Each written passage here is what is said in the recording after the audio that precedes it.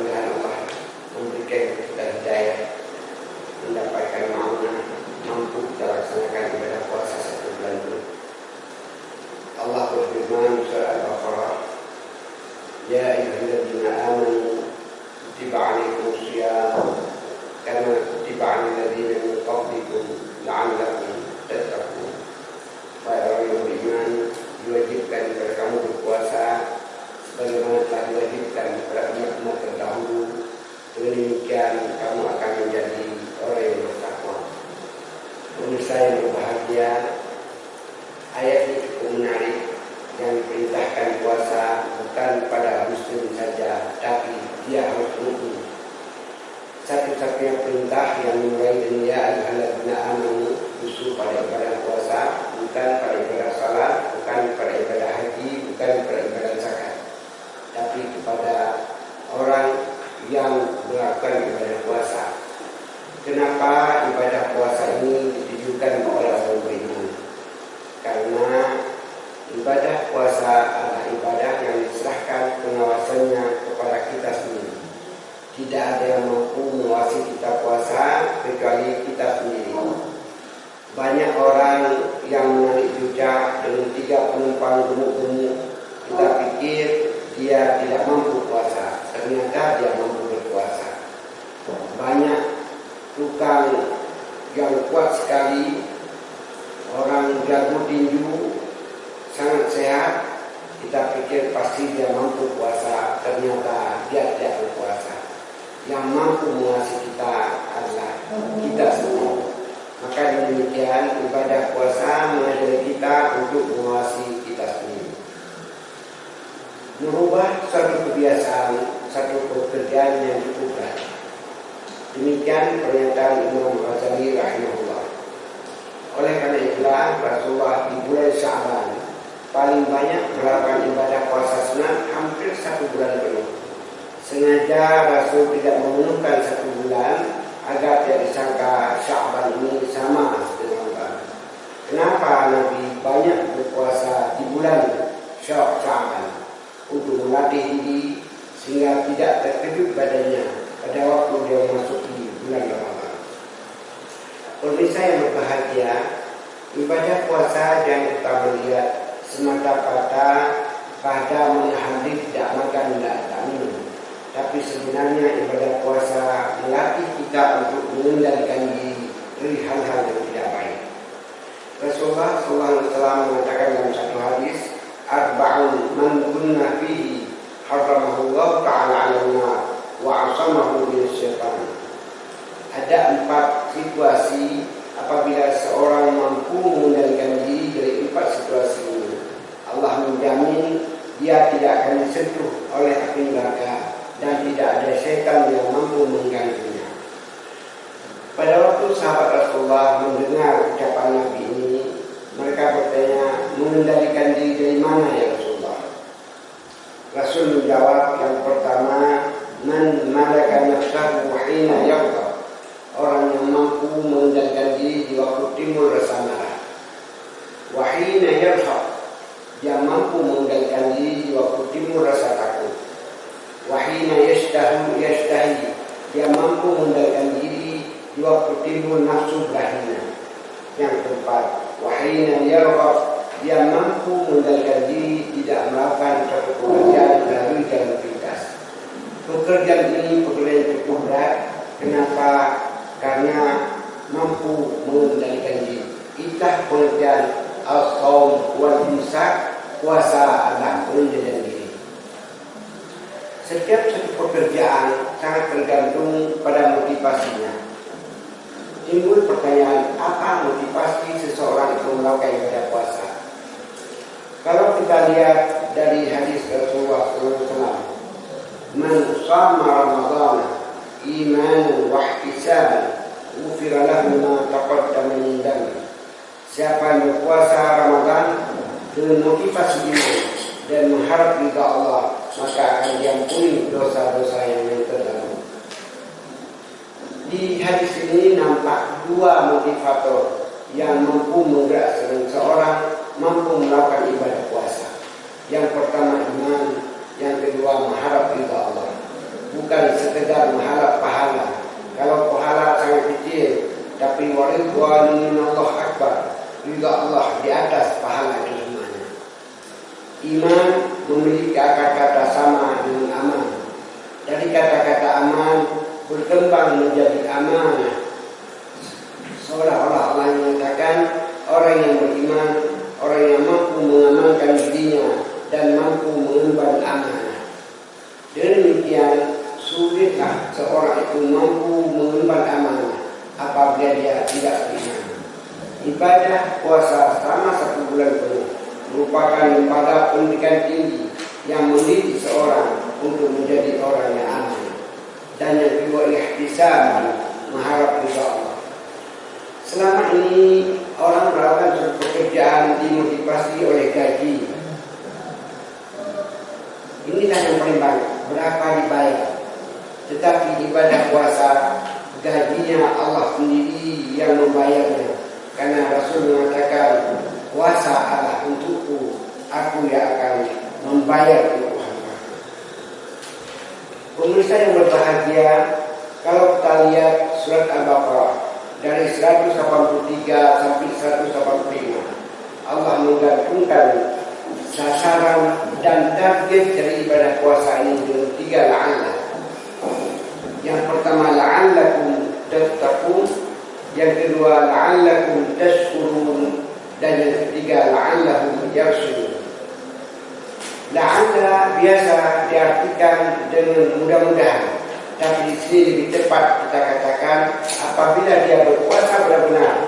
Arti la'alla itu pasti dia akan menjadi orang yang pandai bersyukur, pasti dia akan pandai menjadi orang bertakwa, dan pasti dia akan menjadi orang yang cerdas. Baik cerdas spiritualnya, cerdas intelektualnya, atau cerdas emosionalnya.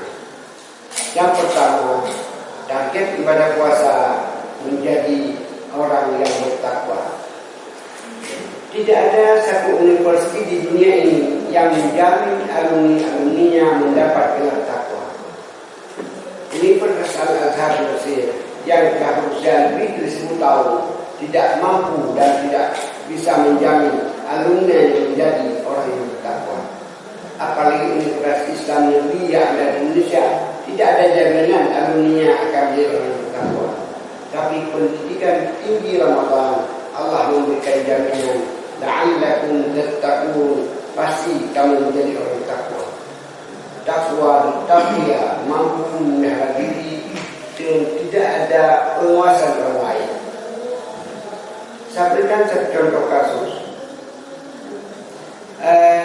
Setelah Umar bin Khattab dilantik menjadi khalifah, pengganti Abu Bakar, satu kali dia melakukan inspeksi ke gunung-gunung perkampungan, ingin melihat keadaan masyarakatnya apakah senang atau tidak.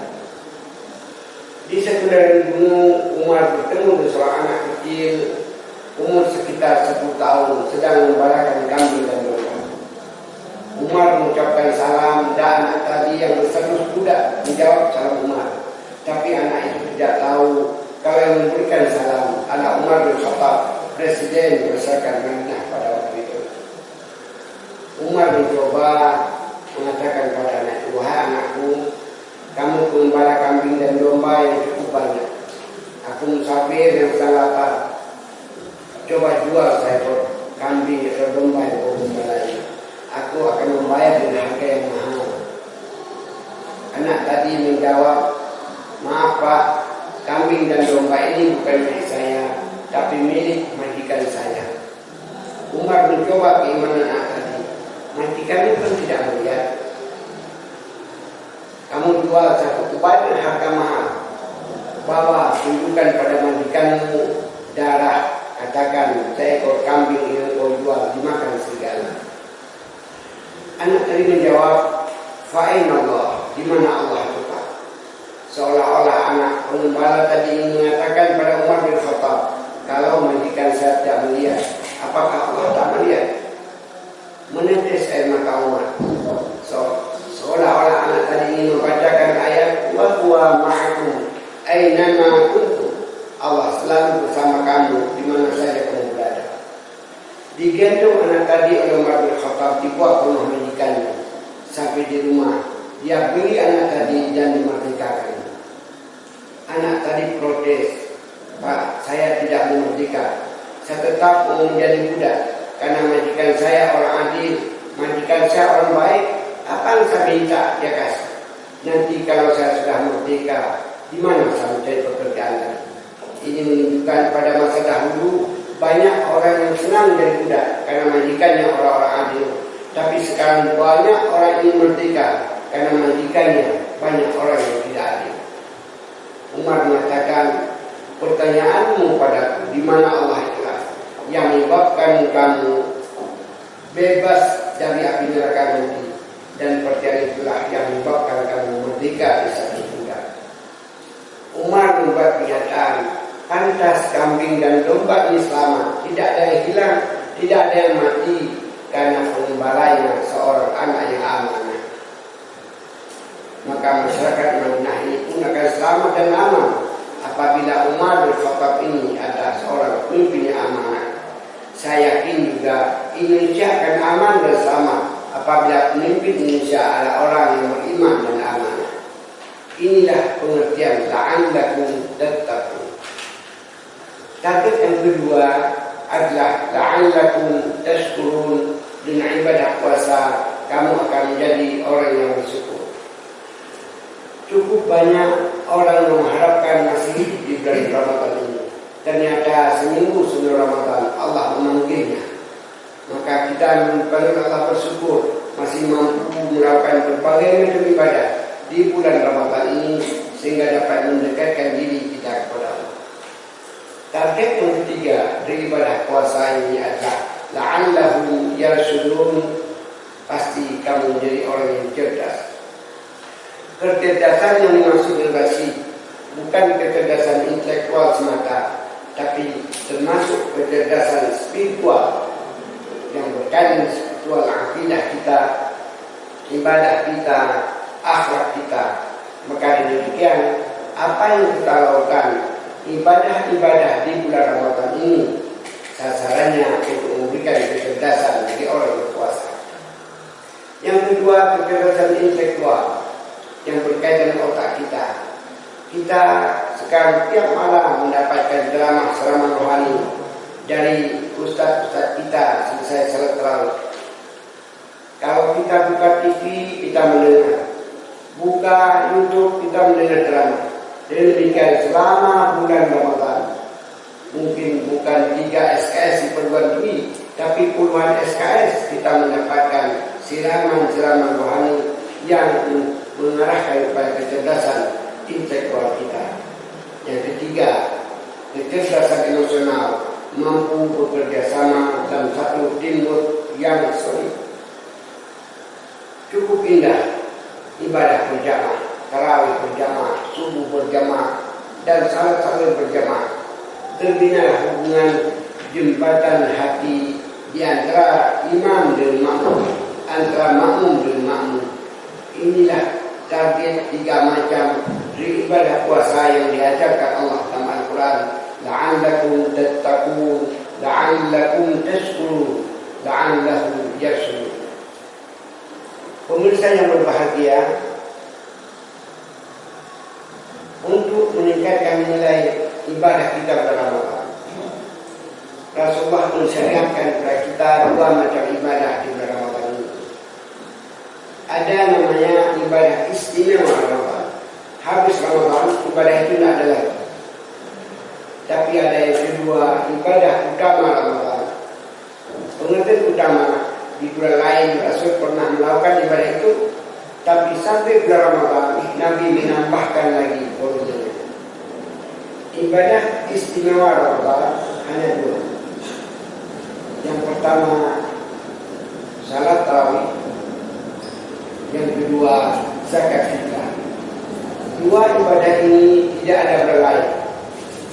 Maka dari itu berbayarlah tarawih, bayar zakat fitrah sebelum habis bulan Ramadan. Sampai ibadah istimewa Ramadan yang 2 ini, Rasulullah juga mensyariatkan beberapa macam ibadah yang termasuk dalam ibadah utama. Pengertiannya di bulan suci Ramadan Rasul melakukan ibadah itu, tapi sampai bulan Ramadan Nabi menambahkan lagi dengan ibadah itu. Yang pertama, salatul witri, salat witir. Rasul mengatakan Allah itu witir, maka suka dia pada ibadah yang witir, ganjil. Allah Maha Esa satu, dia suka pada yang melakukan ibadah witir. Sekurang-kurang witir adalah 1 rakaat. Pada biasa yang kita lakukan adalah 3 rakaat. Namun banyak orang melakukan sampai 11 rakaat dan lain. Karena itu bahagian salat malam. Yang kedua, ibadah utama di bulan Ramadan adalah memperbanyak sedekah. Ibadah sedekah dapat memperpanjang usia dan menguatkan silaturahim. Tantangan yang dihadapi oleh bangsa kita adalah tidak terdapatnya hubungan yang indah di antara yang memiliki dan tidak memiliki. Saya sering mengatakan pemerintah berhasil membangun jembatan layang yang menghubungkan antara satu pulau dan pulau lain, tapi pemerintah gagal membangun jembatan hati yang menghubungkan di antara hati mereka yang memiliki dan mereka yang tidak memiliki. Gagal membangun jembatan hati di antara orang alim dan orang awam, tidak berhasil membangun jembatan hati di antara orang kaya dan orang miskin. Maka yang kita lakukan di bulan Ramadan adalah jembatan hati. Pada waktu selesai pendidikan saya ujian disertasi doktor, profesor saya Profesor Jarun Hasan An-Nadawi memberikan pesan, "Hasbalah, kamu selesai pendidikan, tidak ada lagi pendidikan di atas PhD. Pesanku padamu, pulang ke negerimu, jangan tanyakan lagi pada orang bodoh kenapa tidak belajar, tapi coba tanyakan pada orang pandai kenapa tidak mengajar. Jangan tanyakan lagi pada mahasiswa kenapa malas kuliah, tapi coba tanyakan pada dosen yang bergelar doktor kenapa malas memberikan kuliah." Inilah terputus jembatan di antara yang berilmu dengan orang yang tak berilmu.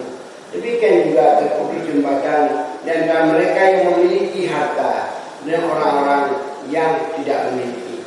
Padahal lewat sedekah itulah dapat menyembuhkan berbagai macam penyakit.